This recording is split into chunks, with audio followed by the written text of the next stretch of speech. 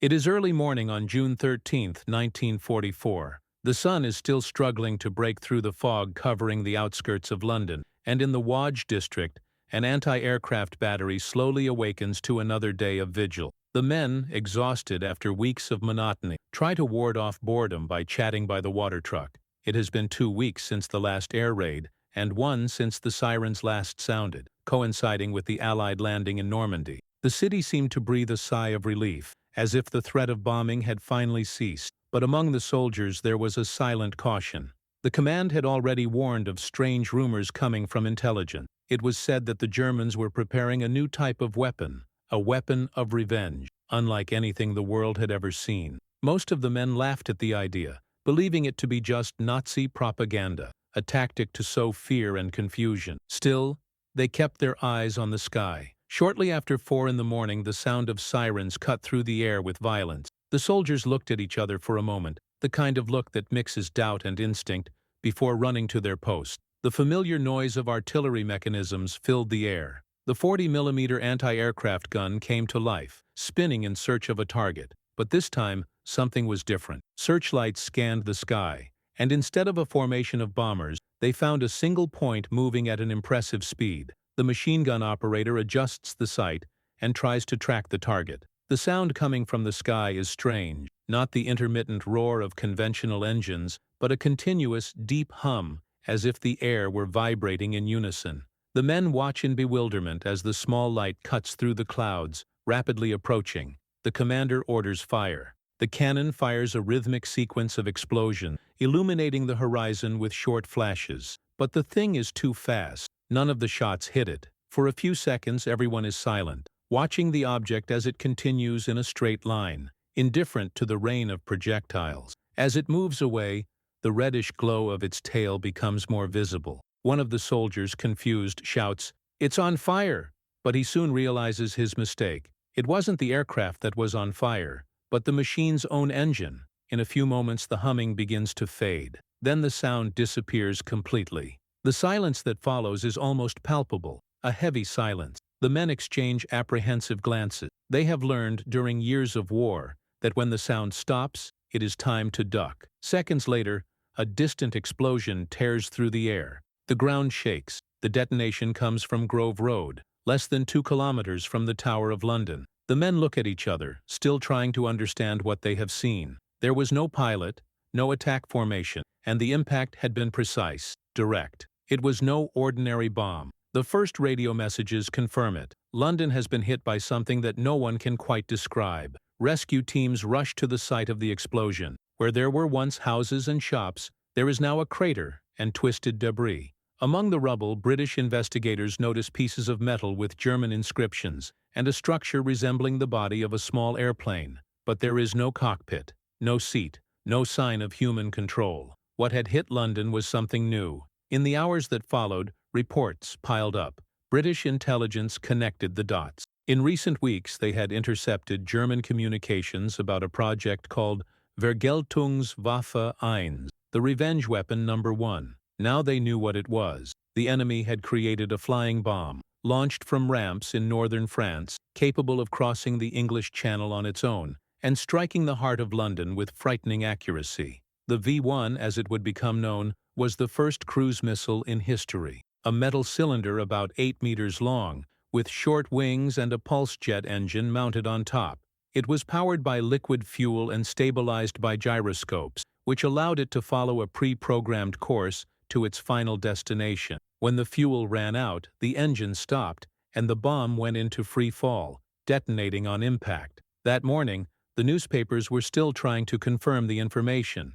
The British government was reluctant to release details, fearing panic among the population. But the unmistakable sound of the pulse jet engine would soon become part of everyday life in London. A sound that began in the distance, grew until it dominated the air, and then suddenly stopped. Those who heard it knew. When the noise ceased, the explosion was seconds away. Citizens began to nickname the new terror the Buzz Bomb, or simply Doodlebug, in an attempt to reduce fear with humor. But on the streets no one was laughing. The June 13th attack had killed 8 people and injured dozens. It was only the first in a long series. While military engineers gathered to understand the new threat, London's defenses were reorganized, anti-aircraft batteries were repositioned, radars adjusted, and pilots were alerted to patrol the skies in search of what they called unidentified flying objects. But there was still no effective strategy. For the men who witnessed that first attack, the memory remained etched in their minds. The point of light crossing the sky,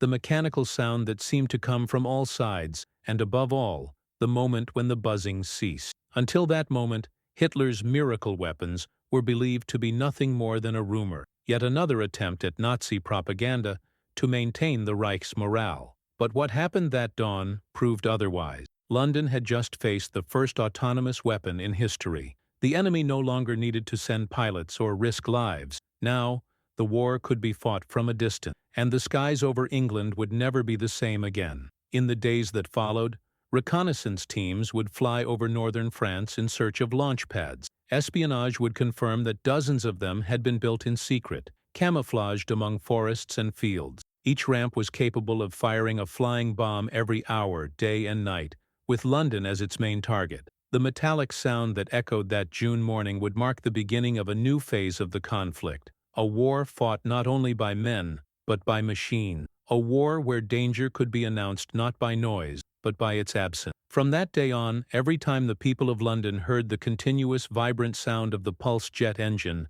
they instinctively looked up at the sky. And when the sound ceased, they knew exactly what to do: duck, close their eyes, and wait for the impact. Because now they knew, when the engine stopped, death was already on its way. In the days following the first impact, London plunged into a routine of permanent tension. The government tried to maintain control of the situation, but it quickly became impossible to hide what was happening. The sirens sounded again, this time not to announce manned bombers, but small metal machines that crossed the English Channel alone, in almost complete silence, until the moment their engine came to life. The sound was now unmistakable, a low, rhythmic hum that seemed to pulse along with the heart of those who heard it. On the night of June 16th, just 3 days after the first attack, the enemy showed the true scale of its new power. From the coast of occupied France, 244 V-1 flying bombs were launched toward the United Kingdom. What happened next would be remembered as one of the most chaotic nights in British history. Anti-aircraft defenses, designed to shoot down large, slow bombers, proved completely ineffective. Radars could not detect the V-1s in time, and when they did, the interval between warning and impact was only a few minutes. The 3 7-inch batteries turned heavily, unable to keep up with the speed of the small aircraft. Their fire control systems, calibrated for high, predictable trajectories, could not calculate the position of such a fast and erratic target. In many cases, the gunners did not even have time to fire before the enemy disappeared over the horizon.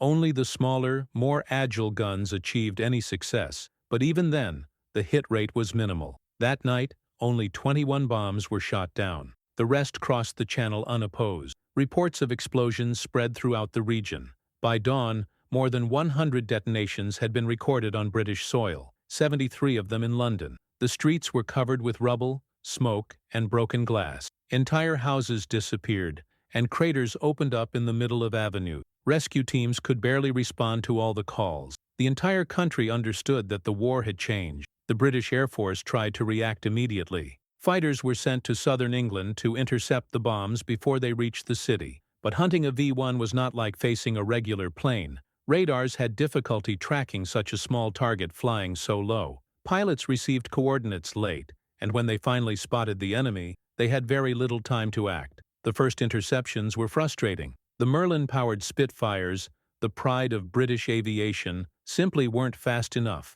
The V-1 traveled at speeds of up to 640 kilometers per hour, roughly the same performance as a fighter in cruise flight. Even when pilots managed to get close, they faced a new problem: the danger of explosion. Many accurate shots detonated the bomb in the air, and the impact of the shock wave often damaged or shot down the attacking aircraft itself. One pilot later recalled, "You would fire and see a fireball. It was impossible to know if you had won or if you were about to die." Why? Because of these incidents, RAF commanders determined that attacks should be made from a safe distance, which made shooting even more difficult. Every day, new reports arrived at the Ministry of Defense. The bombs seemed to follow a calculated pattern, crossing the channel in waves, usually at night or in the early morning. Within a few weeks, more than 1,000 V-1s had been launched, and the interception rate remained low. The British government accelerated the development of countermeasures. The order was clear: nothing could prevent London from standing. Military engineers began adapting existing equipment. Anti-aircraft guns were fitted with new hydraulic rotation systems to track fast-moving targets. Radars were modified to operate at more precise frequencies and detect smaller objects. A new communications network was installed, connecting radars, batteries, and fighter squadrons in near real time. In addition, huge containment balloons were erected around the city, forming physical barriers designed to tear the wings off flying bombs. Meanwhile, British intelligence sought to identify launch sites in France. Aerial photographs confirmed the presence of camouflaged ramps in the forests of Pas-de-Calais, equipped with concrete rails and inclined launch systems. Each facility could fire one bomb every 60 minutes, day and night. Allied forces began bombing attacks on these positions, but the damage was limited. Production and launch continued. The defense strategy was then completely reworked. Air Command created an imaginary line of interceptions south of England, a continuous patrol strip where fighters would fly 24 hours a day to hunt down bombs still over the sea. This operation was codenamed Diver and would involve hundreds of aircraft, pilots, and logistical support bases. To this end, the RAF called upon all units capable of reaching the necessary speeds. Squadrons of Mosquitoes, Tempests, Typhoons, and Mustangs were deployed to the region between Kent and Sussex, but the highlight would come from a new version of the legendary Spitfire, the Mark XIV, equipped with the powerful Griffon engine, which gave it a top speed of over 700 kilometers per hour. It was the fastest fighter ever produced by the British at that time. The entire country mobilized to stop the threat. Radar officers learned to identify the peculiar noise of the pulsating engine. Civilians were trained to search for and report trails in the sky. London reinforced shelters, hospitals, and emergency lines. For the first time, the war seemed to come not from pilots or squadrons, but from autonomous machines launched in series. Even in the face of fear, morale had to be maintained. The press began publishing success stories about the defenses, even when the actual numbers were modest. Radio stations reported that the enemy was being defeated in the air, while technicians and engineers worked day and night trying to turn that hope into reality. The tension was constant. The population had already learned to recognize the sound of bombs. The cycle was always the same. The humming began in the distance, grew until it filled the ears, and then stopped. That moment of silence had become the most feared of all. It lasted only seconds, but it was enough time for thousands of people to run to the nearest shelter, hoping that the impact would fall elsewhere. With each new night, more bombs were dropped. The attacks had no fixed pattern. Sometimes they came at dawn, other times at dusk. The enemy relied on the psychological element, the fear of the unknown. The noise of a single engine could silence an entire city. But amid the chaos, a new phase was about to begin. British engineers were in a hurry, and pilots knew that each flight could be their last. It was necessary to find a way to defeat the V-1, and defeat it quickly. Defenses were evolving, and the experience gained from each attack fueled new tactics. The first results began to appear. With improvements in radar and coordination, more bombs began to be shot down before they hit the ground. The air forces, now better equipped, were finally able to intercept some of them in mid-flight. Even so, the price was high, and every mistake cost lives. The technological war between engineers and inventors, between attacks and counterattacks, had begun. The enemy had the advantage of innovation, but the British were determined to defeat them with ingenuity and courage. And as new patrols set out in search of flying bombs over the English Channel, the sound of pulsating engines continued to echo across the skies of Europe, reminding everyone that the threat was far from over. If you are following this story and want to see how far the British went to confront this deadly weapon, subscribe and stay with us for this documentary series. The battle is just beginning. The summer of 1944 transformed southern England into a continuous line of aerial surveillance. Radars worked tirelessly, and fighter squadrons took off every hour to patrol the entry corridor of the V-1 flying bombs. Operation Diver, coordinated by the Royal Air Force, was now the UK's top military priority. The goal was clear: to intercept the bombs while they were still over the English Channel, before they reached London. Every minute counted, and every new piece of information about the enemy's routes could mean hundreds of lives saved. The strategy evolved rapidly. Radar engineers managed to adjust frequencies to detect small, low-altitude targets. Anti-aircraft batteries were moved to strategic points and coordinated by radio, creating an interconnected defensive system. But the most important part of the plan still depended on the pilots. It was necessary to deploy fighters fast enough to reach the bombs, and in sufficient numbers to cover the entire coastal region. The new Spitfire Mark 13 fighter was the answer. Equipped with the Griffin engine, almost 1,000 horsepower more powerful than the old Merlin, the plane reached speeds of over 700 kilometers per hour. However, it retained the same lightness and maneuverability that made the Spitfire a legend of the Battle of Britain. Along with it came other equally fast models, the Tempest, the Typhoon, and the Mustang. But it was the Mark 13 that stood out for its combination of strength, agility, and stability, a crucial advantage in facing the small, fast-flying bomb. Among the pilots assigned to the defense was Australian officer Kenneth Roy Collier of the RAF. He patrolled the south coast of England on almost daily missions, scanning the sky for bombs crossing the channel. Each flight required extreme attention and nerves of steel. Intercepting a V-1 was not like shooting down an enemy plane. There was no pilot to intimidate, no escape maneuver. The bomb followed a straight, steady, and merciless trajectory, and a single mistake was enough to end everything in an explosion. On one of his patrols, Collier had already managed to shoot down a V-1. Now, on a clear night, he was following his routine route, with no expectation of new contact. The radar confirmed the absence of nearby targets. It was late, and fuel was running low. He was considering returning to base when he saw a flash on the horizon in the distance, a red dot, moving in a straight line, with the characteristic incandescent trail of enemy bomb. It was another V-1 crossing the coast, heading towards London. Collier knew his fuel tank was almost empty and his ammunition had already been depleted on the previous mission. Still, he didn't hesitate. He adjusted his course and revved the Griffin engine to maximum power. The Spitfire responded with a loud roar, and the distance began to shrink rapidly. He got close enough to make out the shape of the target, a small metal fuselage with short wings and a pulsing engine mounted on top. It was almost impossible to believe that something so small could carry so much destruction. He locked the target in his sights and pulled the trigger. The machine guns responded with a sharp crack, firing a precise burst. The bullets crossed the air but passed just below the target. He adjusted the angle and fired again. This time, the tracer bullets seemed to touch the bomb's fuselage, but there was no explosion. The V-1 continued onward, undeterred. Collier realized that the magazine was almost empty. There was only time for one more attempt. He moved a little closer, almost colliding with the turbulent wake of the bomb's engine. He aimed again and pulled the trigger. The last shot hit the metal body of the V-1 squarely, but once again there was no result. No detonation, no deviation from its course. The bomb simply continued on. Out of ammunition and running low on fuel, he found himself powerless.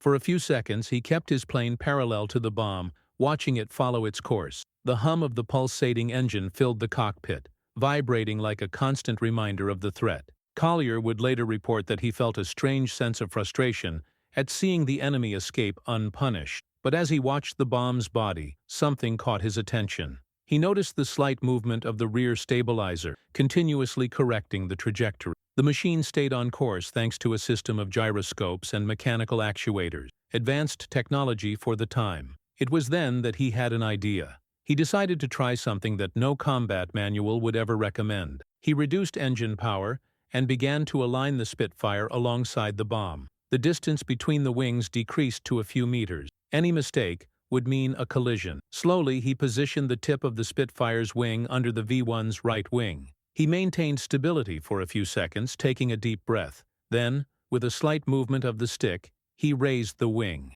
The touch was gentle but enough to make the bomb tilt slightly. Collier instinctively moved away, expecting an explosion. Nothing happened. The bomb swayed but regained its balance and continued flying. The plan had not worked. Yet, he decided to try again. With extreme caution, he approached again, now more determined. He positioned the wing under the same point, and at the right moment, pushed it up with force. The V-1 spun abruptly, lost stability, and went into a tailspin. Within seconds, it began to fall. Collier watched as the small metal body spun uncontrollably until it disappeared into the clouds. Moments later, an explosion lit up the ground in the distance. He recorded the moment with military precision in his report. The bomb had been shot down without a single shot fired, an unprecedented feat. Upon returning to base, he reported the method to the officers. At first, no one believed him. Some colleagues even laughed at the idea. But the engineers confirmed that, theoretically, the blow could destabilize the navigation gyroscope,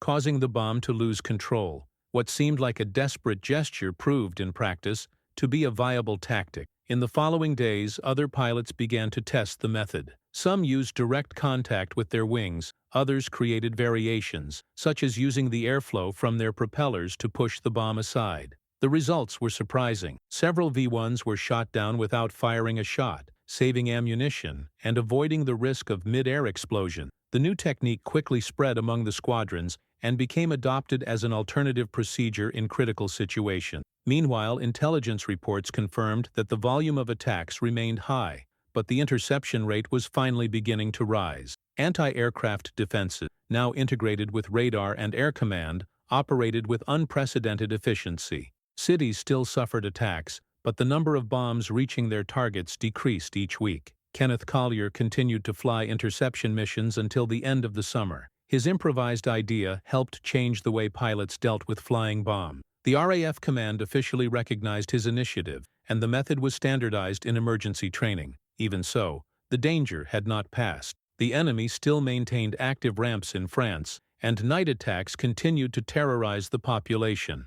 The battle for control of the skies was far from over, but the improvisation and instinct of one pilot had shown a new way forward. Now, for the first time since the flying bomb campaign began, the British were beginning to believe that they could win this race against sound, and that the machine created to spread terror could be defeated by human precision. News of Kenneth Roy Collier's feat spread quickly across air bases in southern England. At first it seemed like an exaggerated story, just another war rumor, but soon other pilots confirmed that the method really worked. A simple tap on the wing of the flying bomb was enough to destabilize its internal gyroscope and cause it to fall out of control. Within a few weeks, the tactic became part of the routine of interception patrols. Now fighters did not rely solely on ammunition.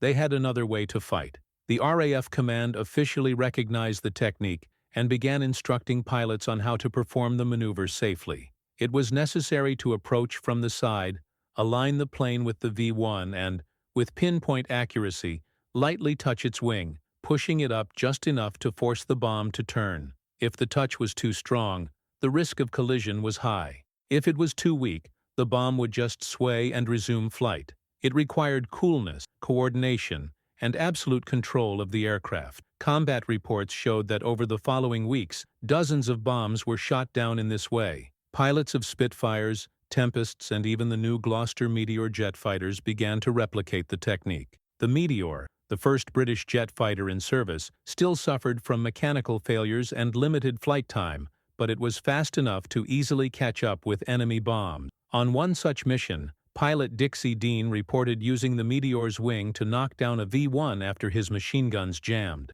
becoming the first recorded aerial victory by a jet in military history. The manual interception method proved particularly useful when ammunition was scarce. Many pilots preferred to attempt a wing-in-wing maneuver rather than risk shots that could detonate the bomb a few meters away. Over time, this combination of human ingenuity and courage began to pay off. The interception rate rose dramatically. As the skies became safer, Allied ground forces advanced through France. In July, British and Canadian troops began the offensive that would lead to the liberation of Caen, and with it came the capture of the first launch ramps. By August, most of the firing points in the Pas-de-Calais region had been taken, virtually ending V-1 launches against London. In 80 days of intense campaigning, the Germans had fired more than 9,000 flying bombs at the United Kingdom. Of these, approximately 2,400 hit London, causing thousands of deaths and widespread destruction.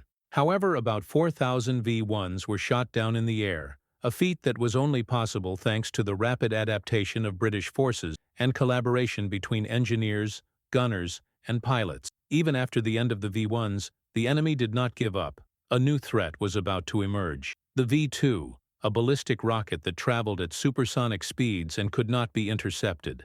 But at that moment, the focus was still on ending the air offensive that had terrorized the country for months. The defenses had won the first battle against automatic weapons in history. For the pilots, the scene was one of exhaustion and relief. Many would report years later that the sight of a bomb falling out of control was one of the few visible victories they could celebrate. There was no glory or spectacle, just the certainty that each fall represented dozens of lives saved. Collier's improvised technique became a symbol of the British Air Force's ability to adapt during the war. Official records indicate that the wing flap tactic continued to be used until the end of V-1 operation. Although dangerous, its effectiveness made it indispensable. Some pilots even practiced the maneuver in training, using simulated targets to improve their accuracy. Others developed safer variations, using the vacuum generated by the wings to displace the bomb without direct contact. Over time, the RAF managed to completely refine the strategy, and the results were measurable.